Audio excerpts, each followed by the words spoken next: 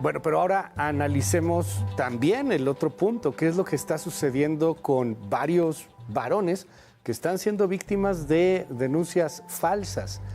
Hoy está aquí con nosotros un activista, periodista, además de carrera, que se ha dedicado a denunciar estos hechos y también a presentar pues algunas herramientas para las víctimas que sufren denuncias falsas, particularmente los varones. Él es Alex Flores. Bienvenido, Alex. Gracias por estar con nosotros. No, gracias a ti por la invitación, Luis. Un gusto estar aquí. Un gusto, gracias, Alex. Oye, escuchábamos hace un momento lo que decía Renata Villarreal. ¿Algo que decir sobre el tema? Creo que hay varios puntos, ¿no? O sea, el primero de ellos es que coincido en la parte de que es un trabajo de fiscalías más que de leyes. O sea, tenemos esta manía en México de todo quererlo arreglar con leyes nuevas y en lugar de tratarnos de asegurar que las leyes que tenemos en este momento operen como tienen que operar, ¿no? Y en ese sentido sí creo que hay que poner un punto muy importante sobre cómo están trabajando, o más bien cómo no están trabajando nuestras fiscalías, porque yo creo que ahí es en donde se permite tanto la displicencia con las verdaderas víctimas como el hecho de que se permitan las denuncias falsas. Tú, y vamos, ahí está tu trabajo que habla por ti.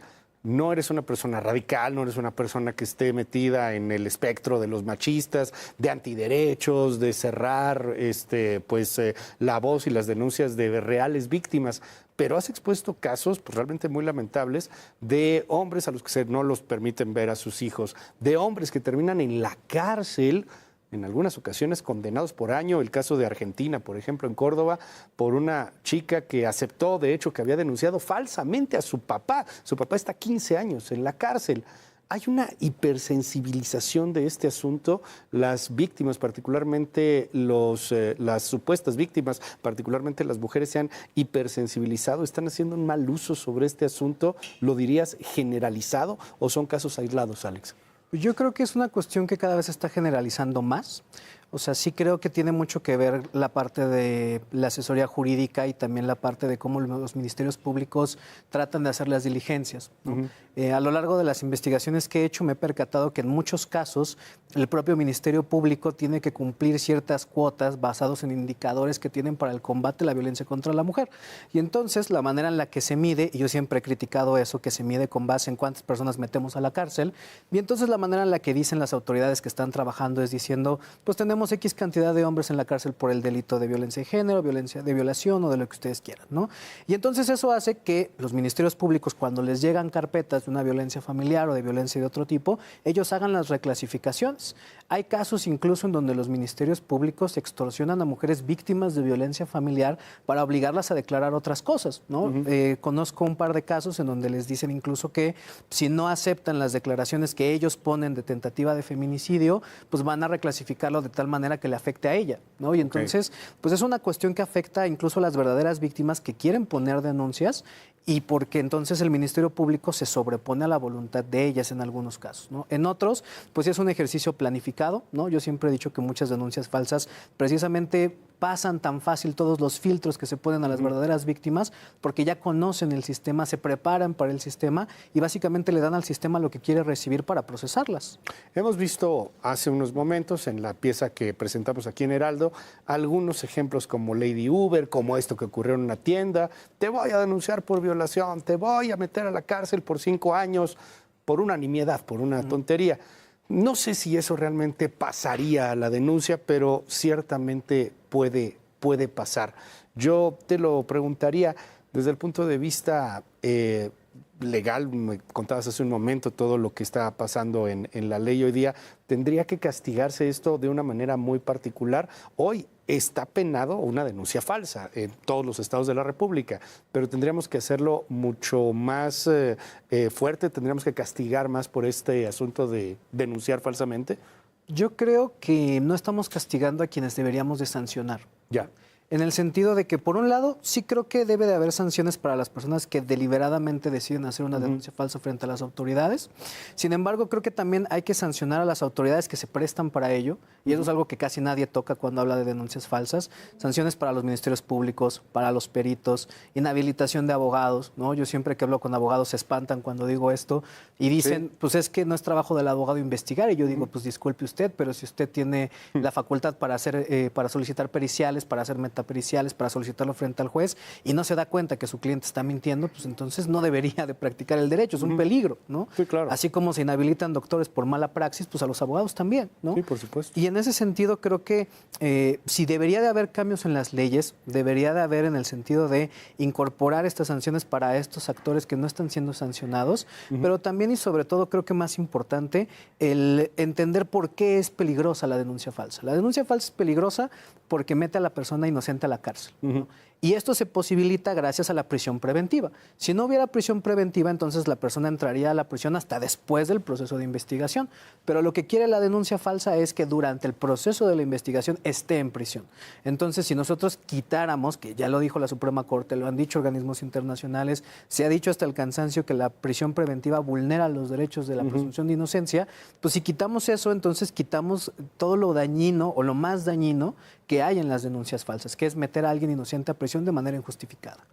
Oye, ¿qué pasa con las reales víctimas? También tienen una afectación en su credibilidad porque muchos de estos hechos se dan en la secrecía, en la intimidad, en el confinamiento de las dos personas. Oye, tú me querías violar, tú me toqueteaste, tú me hiciste tal o cual cosa. Bueno, ¿cómo compruebas que sí o que no? No estamos hablando de una violación. Estamos hablando de un toqueteo, de un intento de un beso, a lo mejor, de un intento de una violación, pero que no se consumó, que a lo mejor físicamente hablando es muy difícil de probar. ¿Qué hacemos con las verdaderas víctimas? ¿Se puede? ¿Basta probarlo psicológicamente? Pues, de hecho, cada vez estamos avanzando más en las pruebas periciales que hacemos, no solamente en materia de psicología, sino también incluso físicas, ¿no? O sea, por ejemplo, esta cuestión de hubo un forcejeo, pero no llegó a otra circunstancia de mayor gravedad. Bueno, pues esos forcejeos también dejan ciertas lesiones en el cuerpo, también hay evidencia de ese tipo de cosas, ¿no? Lo que yo creo que tenemos que fortalecer es la capacidad de investigación de las fiscalías. En México se destinaron para 2025 479,000 millones de pesos para igualdad entre hombres y mujeres. De esos 479,000 millones, como 5,000 millones van para fertilizantes por alguna razón que yo no entiendo, y solo le estamos dando 72 millones a las fiscalías. Entonces, tenemos 32 fiscalías, dividimos 72 entre 2, pues les toca como de 1,5 millones, 2 millones. ¿Van para fertilizantes? Sí, fertilizantes, como 5,000 millones.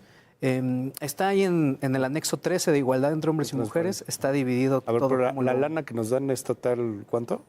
479,000 millones de pesos se van para igualdad entre hombres y mujeres. Es una brutalidad de dinero, es casi medio billón de pesos. Exacto, ¿no? Y todas las dependencias reciben dinero de ahí, todas. O sea, hasta CFE y Pemex reciben dinero de ahí por alguna razón.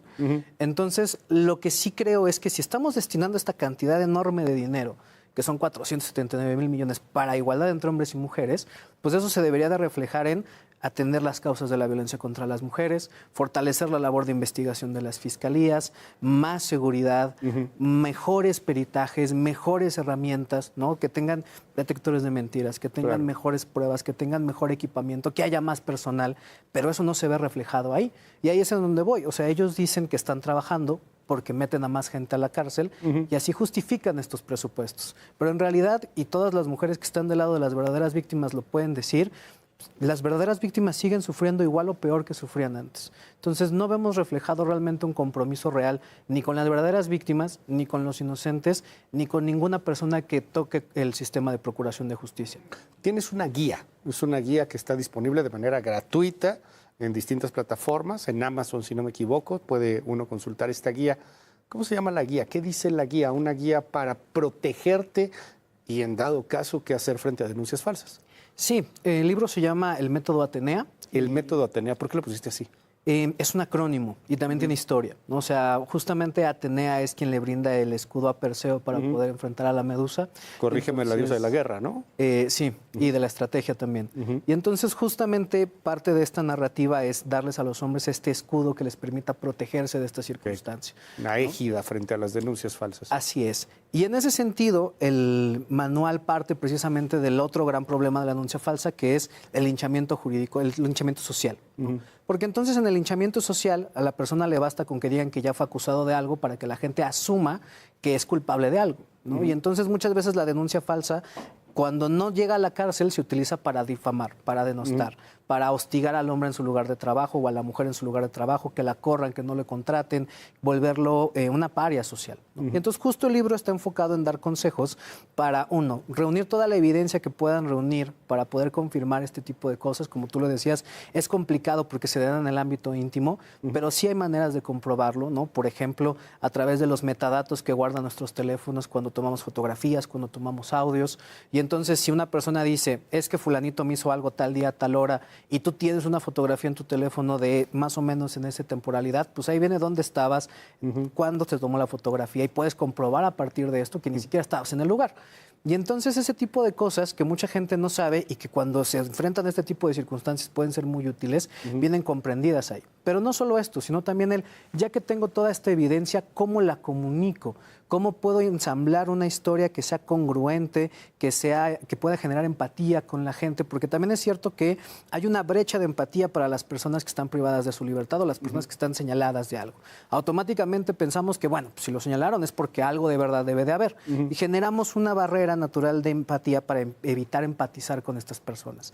Justo lo que yo les enseño es, bueno, ya tienes la evidencia, ¿cómo puedes generar esta narrativa que brinque esta barrera de empatía y que la gente no solamente vea la evidencia, sino también te crea como ser humano, como persona, ¿no? Y también la parte de generar un vínculo o vínculos sociales fuertes, porque lo más destructivo de la denuncia falsa es que cuando te aíslan de sociedad, te aíslan de los amigos, te aíslan de la familia, pues te obligan a enfrentarte completamente solo frente a una vorágine jurídica, económica, de denostaciones, de ataques psicológicos, de ataques físicos, ¿no? Y es muy complicado. Entonces también es parte importante el concientizar a los hombres y a las mujeres el cómo pueden construir estos círculos cercanos sólidos que les permitan y les ayuden a sacar su verdad adelante. Me encanta que abres tu libro diciendo, si eres culpable, esto no te sirve de nada. O sea, no funciona, no es una guía para agresores sexuales, para abusadores, para machistas. No, es una guía que protege y que trata de guiar y de dar algunos pasos a quien sea víctima de una denuncia falsa. Sí, o sea, justo yo desde la génesis del libro, una de mis principales ocupaciones fue, esto tiene que ser algo que ayude. No algo que termine dañando a otra tercera persona, ¿no? Y que creo que es mucho lo que ha pasado con las legislaciones que se han hecho, que pues muchas a lo mejor tienen buena intención, pero como no se hicieron pensándolo bien, como no se hicieron consultando a los expertos, como no se hacen consultando a las personas involucradas, pues terminan afectando a alguien, ¿no? Es el juego de pesos y contrapesos de los marcos institucionales. Y sí creo que una forma buena de cambiar esto, si es que van a impulsar esta ley en contra de las denuncias falsas, es hacer algo que no termine perjudicando a otras personas, ¿no? Porque en el momento en el que generamos una ley que perjudica a alguien, a quien sea, entonces estamos haciendo una ley injusta. Y de esas ya tenemos bastantes. Ya. Alex, gracias por estar aquí con nosotros. Te seguimos en tus redes sociales, por cierto. Sí, me pueden encontrar como @AlexFlores en Twitter, en YouTube, en TikTok, que es en donde estoy como más grande. Y también, bueno, ya estamos inaugurando también una plataforma nueva, que es el Cuarto.mx, donde también le estamos dando seguimiento a todas estas cosas. ¿Cómo se llama la plataforma? El Cuarto.mx. El Cuarto.mx, ahí estaremos atentos. Gracias, Alex, muchísimas gracias. No, de qué, gracias a ti.